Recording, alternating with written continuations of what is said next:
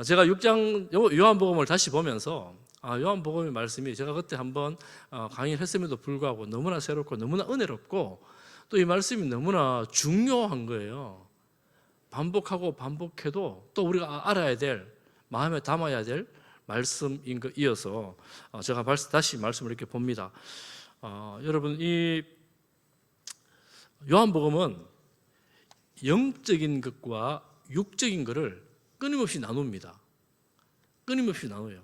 예수님 주변에 있으면 영적인 생명이 있는 사람이 있고 영적인 생명이 없는 사람이 있습니다. 요한복음은 굳이 그걸 자꾸 나눠요. 오늘 이제 오병이어의 기적을 가지고 6장 전체를 다 기록을 하고 있는데 엄청 길어요. 1절부터 71절까지입니다. 그러니까 이 오병이어의 기적은 다른 복음서 보면 간단하게 기록되어져 있거든요. 요한복음에도 내용 자체는 15절까지, 1절부터 15절까지 간단합니다. 그런데 그 뒤의 내용들이 이 오병이어의 기적의 의미에 대해서 쭉 설명을 하는데 너무나 깊은 말씀으로 반전이 일어나는 거예요. 그런데 반전의 핵심의 내용이 뭐냐면 육적인 것과 영적인 것이 또 나누어지는 겁니다. 우리 잠깐 한번 보도록 하겠습니다. 우리가 잘 아는 것처럼 예수님 주변에 많은 사람들이 모여들었고 모여드린 사람들은 예수님을 향하여 뭔가를 요청을 합니다. 요청을 하는 것은 기본적으로 병을 고쳐주십시오, 달라는 겁니다. 달라는 건데 표적을 보고 모여드는 거예요. 그런데 그날은 마침 사람들이 많이 모였는데 시간이 지났는데 밥때가 됐어요. 식사 때가 됐는데 먹을 게 없는 거예요. 예수님은 여러분 너무 잘 아시죠? 빌립을 통하여 물어봅니다. 빌립에게 어떻게 물어보느냐 하면 5절 말씀에 보면 우리가 어디서 떡을 사서 이 사람들을 먹이겠느냐 이렇게 물어봅니다. 그리고 6절에 보면 빌립을 시험하고자 하심이라. 예수님이 의도를 가지고 물어본 건데 어디서 떡을 사서 줄까 이렇게 시험을 하는 거예요. 예수님은 시험 안 하시는 분인데 왜 시험을 하실까요? 빌립이 뭐라고 말하느냐 하면 여러분 7절에 보면 빌립이 대답하여 각 사람으로 조금씩 받게 할지라도 200데나리온의 떡이 부족합니다 이렇게 대답합니다. 여러분 빌립은 정말 대단한 사람입니다. 그때 모인 무리가 남자만 5,000명, 그래서 우리가 흔히 생각하기에 최소한 10,000명, 많이 보는 사람은 20,000명 이렇게 보는데 10,000명 이렇게 정도로 본다고 쳐도 여러분 상상 속에서 생각해 보세요. 이 모인 많은 무리들이 한 10,000명쯤 돼요. 식사비 1인당 10,000원씩 쳐요.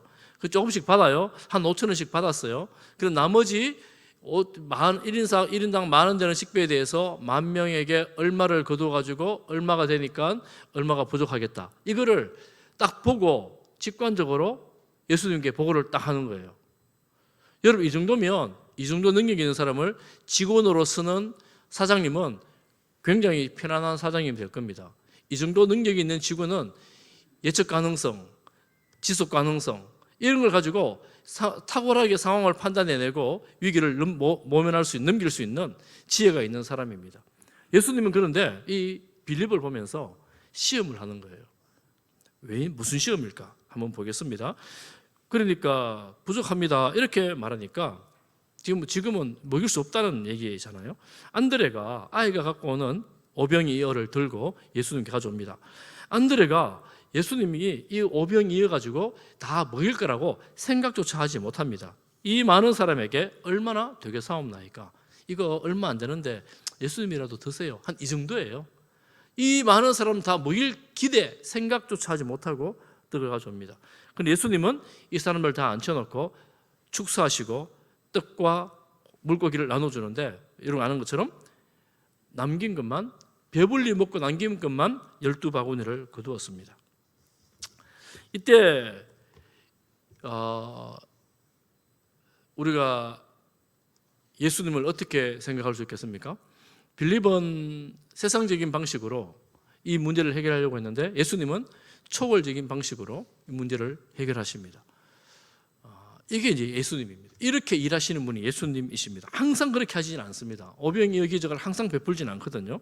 그렇지만 예수님께서 예수님 되심을 이렇게 나타내십니다. 그러니까 사람들은 여러분 성경 보십시오. 6장 15절을 우리 같이 한번 읽어보겠습니다. 6장 15절입니다. 같이 한번 보겠습니다. 앞에 안 나옵니다. 성경을 보십시오. 제가 가끔 앞에 안 납니다. 성경 펴놓고 보시라고요. 요한복음 6장 15절 시작.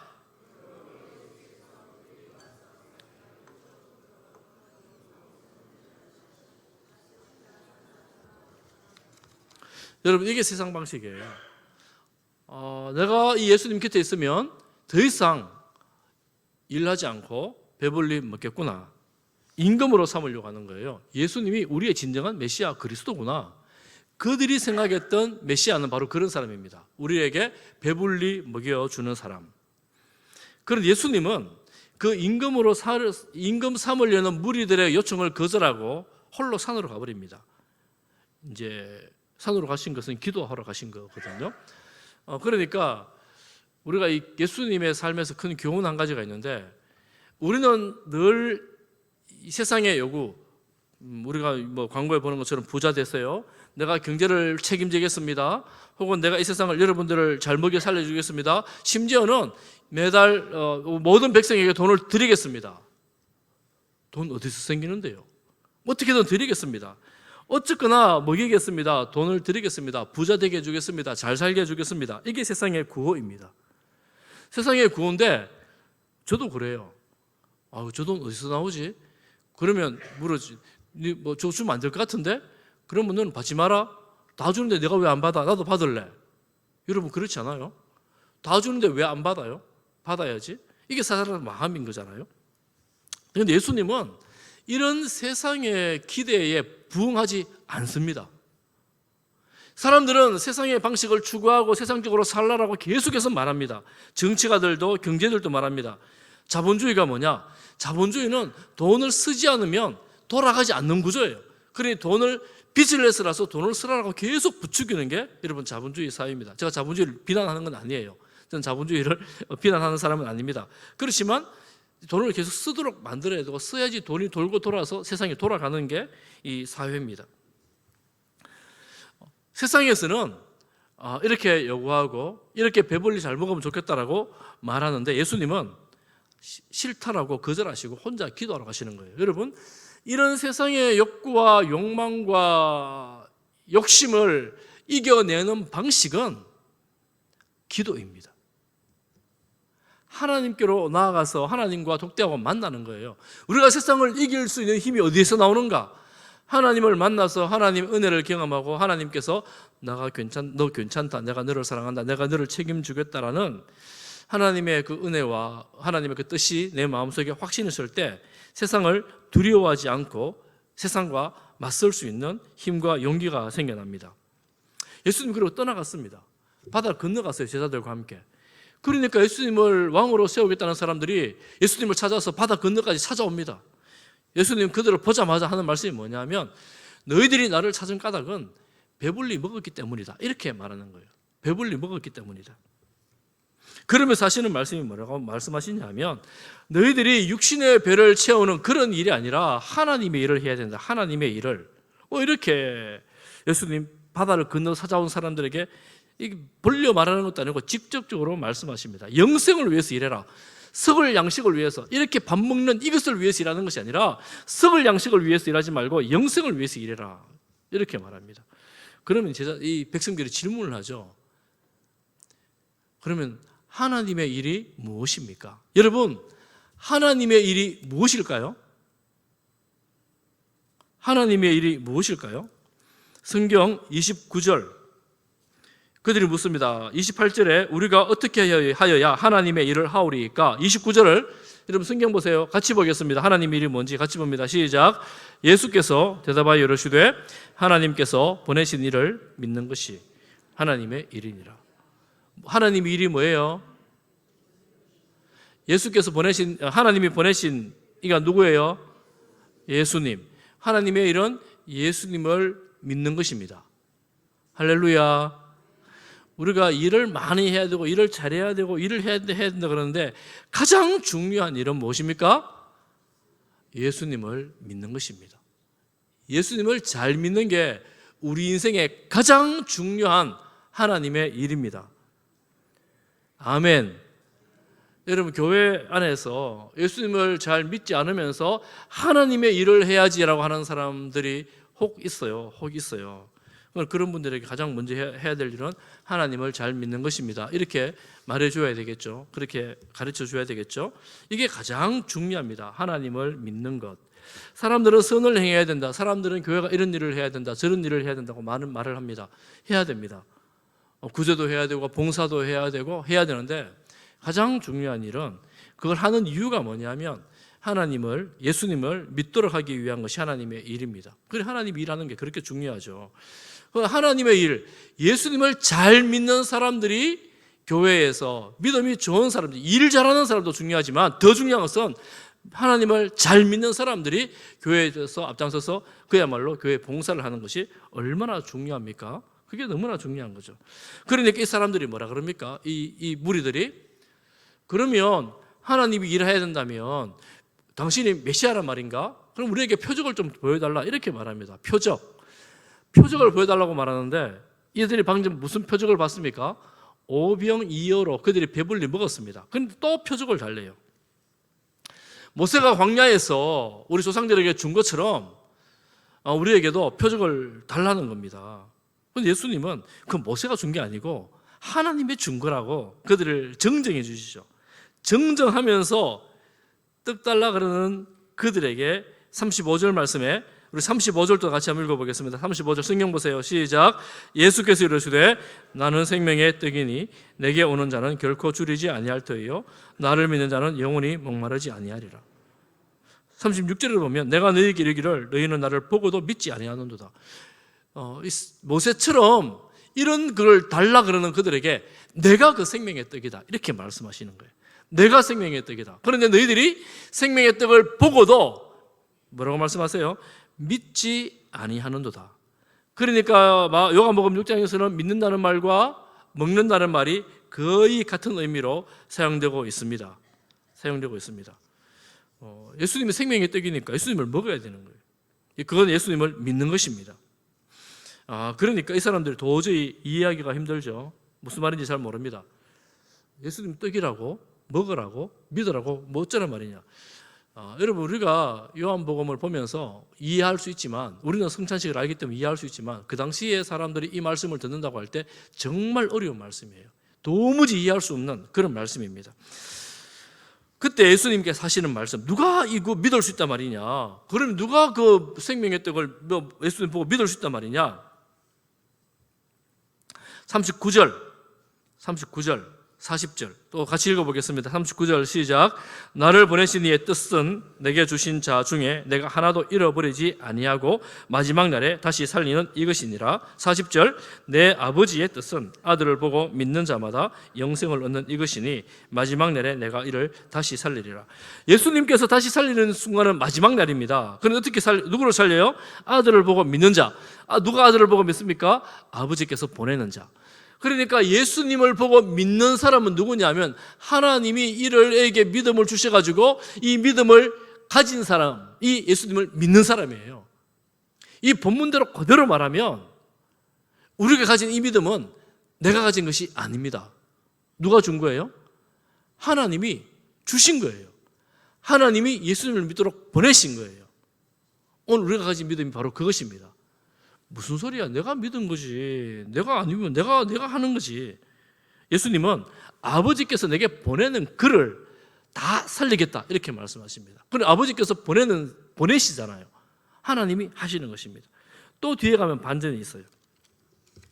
예수님은 하나님의 일을 하라고 말씀하시는데 믿는 것이 하나님의 일이고 예수님을 믿는 것이 하나님의 일이고 예수님을 믿는다는 말은 생명의 떡이신 예수님을 먹는 것을 말하는 것이고 그렇게 믿는 사람들은 하나님께서 보내시겠다 이렇게 말씀을 합니다. 그러니까 무슨 소리냐, 이 예수가 우리 동네에 함께 살았던 사람인데 자기가 뭐 이상한 소리를 하고 있다고 이렇게 생각하는 거예요. 부모를 알고 형제들을 알고 있는데 무슨 소리를 하고 있냐, 수군수군대는데 너희들이 수군대지 말라 이렇게 말씀하시면서 다시 한번 말씀하세요. 44절 아버지께서 이끌지 아니하면 아무도 내게 올 수 없다 이렇게 말씀합니다. 그러니까 우리가 예수님을 믿게 된 것은 아버지께서 이끌어 주셨기 때문에 예수님을 믿게 되었다는 거예요. 할렐루야. 여러분, 그러니까 우리가 오늘 예수님을 믿고 믿음으로 주 앞에 나와 예배드리는 것 하나님이 보내신 것인 줄 믿습니다. 하나님의 은혜인 줄 믿습니다. 이게 너무나 큰 은혜예요. 아무나 올 수가 있는 것이 아닌 것입니다. 그리고 또 말씀하십니다. 믿는 자는 영생을 가졌고, 이제 믿음에 대해서 나오는데 47절과 48절을 보면 믿는 자는 영생을 가졌고 내가 곧 생명의 떡이다. 생명의 떡인데 과거에 조상들은 만나를 먹고도 죽었는데 나를 먹는 사람은 죽지 않는다. 그래서 51절 다시 한번 51절 읽어보겠습니다. 시작. 나는 하늘에서 내려온 살아있는 떡이니 사람이 이 떡을 먹으면 영생하리라. 내가 줄 떡은 곧 세상의 생명을 위한 내 살이니라. 여러분, 이런 말씀 때문에 그 당시 로마에서는 이 인육을 먹는 사람들이라고 이 기독교인들을 비판했습니다. 박해했습니다. 인육을 먹는데요, 예수님 그러잖아요. 내가 생명의 떡인데 비유도 아니에요. 너희들이 내 살을 먹을 것이다. 그러면 끔찍하지 않습니까? 어떻게 이 말씀을 이해할 수 있겠어요? 문학적 비유를 총동원한다 할지라도 내 살을 너희가 먹어라. 이게 믿는 거다. 이렇게 말하는 거예요. 여러분, 우리는 알고 있어요. 이게 뭐예요? 성찬식. 마지막 만찬에서 이 살을 떼어주시면서 이거를 먹어라. 이 잔을 주시면서 내 피를 마시라. 내 피다. 이렇게 주님 말씀하시잖아요. 세상에서는 수군될 수밖에 없습니다. 제대로 모르기 때문에, 알 수 없기 때문에. 오늘날도 마찬가지입니다. 예수님을 잘 모르면, 영적인 진리를 모르면 도무지 깨달을 수 없는 비밀입니다. 그야말로 영적인 것이고 신령한 것입니다. 유대인들이 다툼이 일어납니다. 지금 무슨 소리 하는 거야? 자기 살을 먹으라니 말이 되는 거야? 이렇게 이제 다투기를 시작하는 겁니다. 그런데 예수님 뭐라고 말씀하시느냐 하면, 내가 이렇게 먹는 사람, 내 살을 먹고 내 피를 마시는 자를 내가 나중에 다시 살리겠다. 더 나아가서 내 살과 내 피가 참된 양식이다. 참된 음료다. 내 살을 먹고 마시는 자에게 내가 함께 하겠다. 그 안에 거하겠다. 내 살과 내 피를 마시면 영원히 살 것이다. 너무나 충격적인 말씀인데 예수님은 살과 피를 먹고 마셔야 된다고 끊임없이 강조를 하십니다. 그래서 이 말을 듣는 많은 무리들이 말도 안 된다, 택도 없다 이러면서 다 떠나가 버립니다. 아니, 오병이요 떡이나 주고 물고기나 나눠주며 우리가 배불리 먹으면 그만이지 뭐 이런 어려운 얘기를, 말도 안 되는 소리를 하냐 이거죠. 여러분, 때로 예수님을 믿는다는 것은 그런 의미가 있습니다. 지금 우리가 예수 그리스도를 믿는다고 2000년 전에 그 십자가가 오늘 내게 과연 무슨 상관이란 말이냐? 말도 안 된다. 하나님은 공평하지 않다. 왜 믿는 사람만 구원한단 말이냐? 이 세상에 인류가 얼마나 많은데. 여러분, 온갖 이유로 하나님을 배척하고 예수 그리스도를 배척하는 그런 세상이고, 예수님을 따를 만한 이유는 그분은 사랑의 화신이기 때문에 예수님의 말씀을 쫓아서 원수같이 사랑한다는 이 놀라운 가르침은 우리 인류가 따라야 될 말씀이지만, 영적으로 영생을 누린다는 말은 우리에게는 너무나 부담스럽고 힘든, 이해가 안 되는 말이다 라고 주장하는 사람들이 많이 있습니다. 그러니까 제자들이 묻습니다. 뭐라고 묻느냐 하면, 다 떠나가고 나서 예수님 제자들에게 묻습니다. 너희도 가려느냐? 68절, 69절 다시 한번 보겠습니다. 시작. 시몬 베드로가 대답하되 주여, 영생의 말씀이 주께 있사오니 우리가 누구에게로 가오리이까? 69절, 우리가 주는 하나님의 거룩하신 줄 믿고 알아사옵나이다. 여러분, 정말 놀라운 고백이에요. 이 제자들이 당시 온전한 믿음이 없었습니다. 정말 예수님에 대해서 세상 말로 세 발의 피만큼 다시 잘 모르는 그런 시대였어요. 그런데 그 정도의 예수님에 관한 지식을 가지고 영생의 말씀이 주님께 있습니다, 우리는 가지 않겠습니다 라고 예수님께 당당하게 선포하듯 고백하는 거예요. 주는 하나님의 거룩한 자이신 줄 믿고 알아사옵나이다. 베드로가 대답하잖아요. 베드로는 항상 좀 과장되고 약간 이런 게 있거든요. 아주 확신을 가지고 큰 소리를 빵 치는 겁니다. 그 믿음으로, 단순한 믿음으로. 여러분, 이 요한복음에 여러 가지 말씀들이 정말 이해가 안 되는 말씀들이 많은데, 저도 지금 요한복음을 새로 보면서 내가 예수님을 모르고 기독교를 모르고 처음 접하는 사람의 입장에서 이 성경을 본다면 도저히 용납도 안 되고 받아들일 수 없는 말씀이에요. 그런데 예수님이 하나님의 아들이라는 믿음을 가지고 보기 시작할 때 모든 것들이 다 술술 다 풀려버려요. 그러니 말씀이 영적인 것이고 믿음이 영적인 것이고 거듭난 사람들이 믿음으로 이 말씀을 볼 때에 우리를 새롭게 하게 됩니다. 여러분 보십시오. 제자들은 예수님을 향하여 따라가겠다고 선언합니다. 자발적인 추종자가 되겠다고 말합니다. 예수님께서 나를 따르라 그랬습니까? 지금 따르라 그러지 않아요. 다른 모든 사람들은 자발적으로 떠나가 버렸습니다. 나는 도저히 이해할 수 없어. 자발적으로 떠나가 버려요. 그런데 지금 제자들은 자발적으로 남아 예수님을 따라갑니다. 예수님이 있잖아요. 이쯤 되면 제자들에게 야, 너희는 가지 말아라. 내가 너희들 끝까지 책임져 줄게. 나만 따라라. 좀 있으라니까. 이렇게 잡질 않는다고요. 좀 잡아주면 얼마나 좋아요. 야, 우리도 가야 되는 거 아닌가? 지금 제자들도 예수님 잘 모르거든요. 뭔가 메시아 같긴 같은데, 배불리 먹긴 뭔가 인적인 뭔가 있는 것 같은데 잘 모르거든요. 예수님 잡지도 않아요. 자발적으로 따르기로 결단을 하는 겁니다. 여러분, 그래서 우리에게 정말 중요한 믿음의 한 요소가 있다면 자발적 순종과 자발적 헌신입니다. 우리가 100% 하나님이 이해되고 예수님이 이해가 돼가지고 예수님이 이런 분이고 이런 분이고 이런 분이기 때문에 내가 마땅히 따를 이유가 있어. 이러면 얼마나 좋겠어요? 물론 그런 분도 계시겠지만 많은 경우에 약간의 의심도 있고 약간의 부족함도 있고 인간적으로도 부족하고 인간적으로 연약한데 잘 모르겠는데 아직 100% 모르겠는데 논리적으로 쫙 안 맞는데 확실한 거는 예수님이 나를 위해 죽으신 것 같아. 맞는 것 같아. 그래서 자발적으로 따라가는 거예요. 우리가 자발적으로 헌신하고 자발적으로 순종하고 자발적으로 봉사하고 자발적으로 헌금을 드리는데 이 모든 일들을 통해서 하나님께서 일하시는 거예요. 누구를 통해서요? 이런 사람들을 통해서. 여러분, 억지를 통해서도 하십니다. 하기 싫지만 안 하고 싶은데 눈치를 보고 주변 사람 보면서 아이, 내 이름이 있지, 그게 있지 이러면서 억지로도 해요. 그런 사람들을 통해서도 하십니다. 그렇지만 하나님께 영광이 되고 하나님께 기쁨이 되는 것, 자발적인 헌신, 자발적인 순종이 되는 것이지요.